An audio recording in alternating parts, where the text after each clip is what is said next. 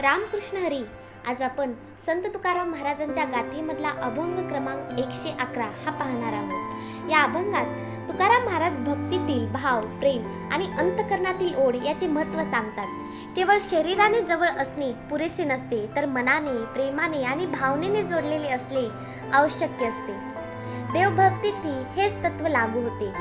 भावाशिवाय केलेली पूजा, जप, तप किंवा सेवा निष्फळ ठरते. तर या अभंगात पाहूया. चित्ती नाही जे जवळी असुनी काय, वत्स सांडी माय तेने न्याय. प्रीतीचा तो वायू गोड लागे मात, जरी जाय चित्त मळोनिया. तुका म्हणे अवघे फिके भावा विन, मीठ नाही अन्न तेने न्याय.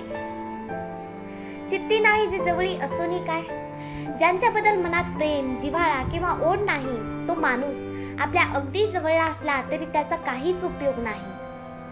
केवळ शरीराने जवळीक म्हणजे खरे नाते नसते, मनाची जवळीक अधिक महत्त्वाची असते.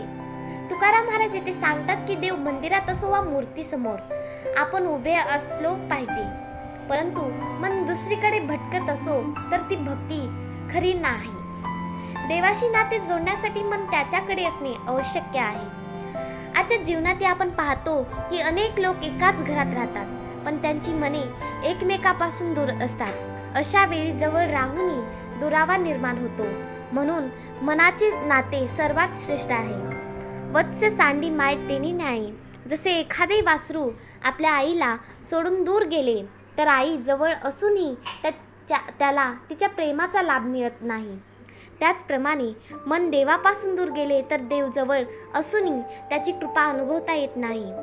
आई आणि लेकराचे नाते अत्यंत प्रेमाचे असते, पण जर लेकरू आईपासून दूर पळाले तर आईचे प्रेम त्याला कसे मिळणार? याचप्रमाणे परमेश्वर सर्वत्र आहे, तो प्रत्येकाच्या जवळ आहे, पण मनुष्य स्वतःच विषय, मोह, अहंकार आणि लोभ यामध्ये अडकून देवापासून दूर जातो. महाराज येथे सांगतात की दोष देवाचा नसतो, आपणच मनाने दूर गेलो असल्यामुळे देवाची अनुभूती होत नाही. प्रीतीचा तो वायू गोड लागी मात. प्रेमाचा सुगंध, प्रेमाचा स्पर्श आणि प्रेमाची भावना आईला अतिशय गोड वाटते.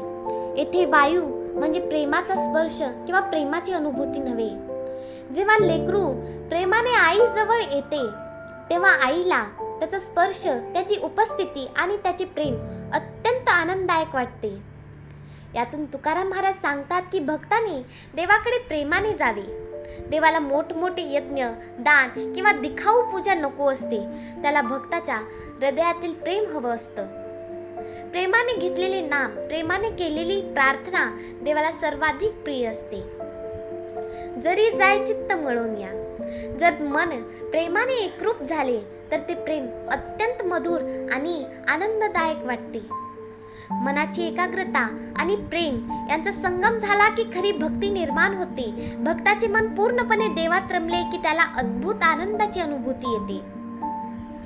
जसे दोन जिवलग मित्र किंवा आई मुलाचे मन जुळले की त्यांना विशेष आनंद मिळतो, तसेच भक्त आणि भगवान यांचे मन एकरूप झाले की भक्ताला परम सुख प्राप्त होतो.